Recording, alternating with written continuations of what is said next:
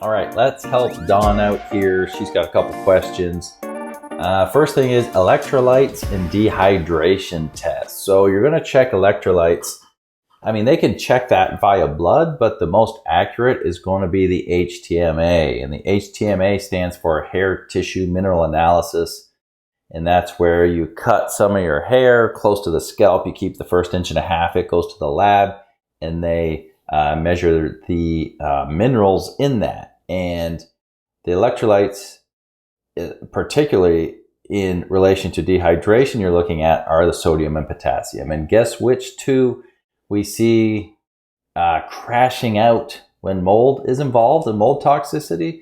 Sodium and potassium. Also, what's affected, your antidiuretic hormone is affected with mold and can create frequent urination, which can lead to dehydration.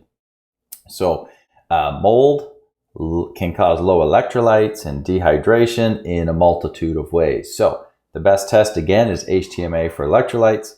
For dehydration, there isn't, I'm trying to think, a dehydration test. A lot of times they're going to tell you just look at your urine. The darker your urine, the more dehydrated you are. But the problem with mold is that you have frequent urination due to the low ADH, and it just, every time you drink, it just keeps going through. So it's not really getting dark. You're just dumping your fluids all the time.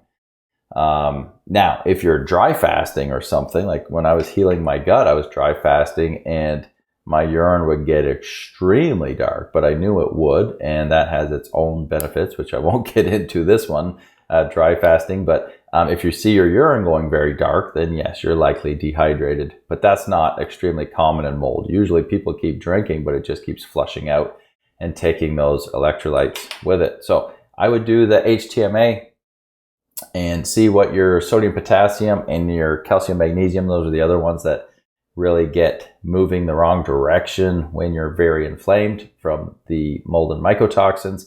Also for dehydration, they do what's called a skin test.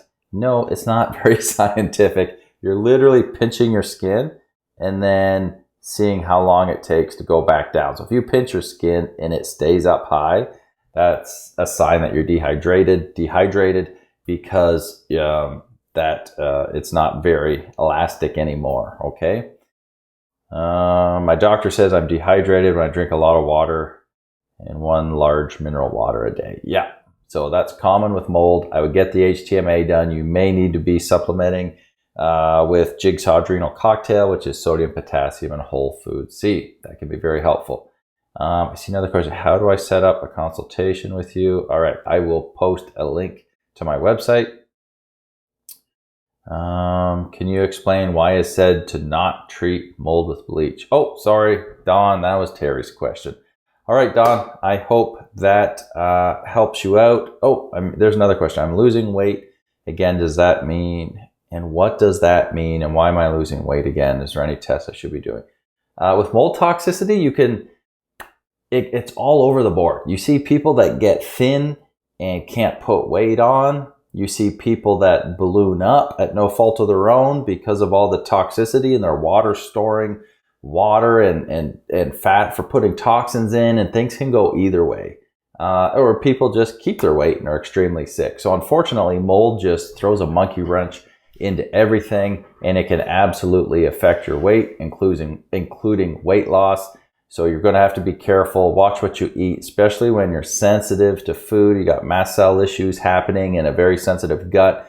You may be looking at adding in different protein powders into smoothies and shakes just to try to bump up that nutrition.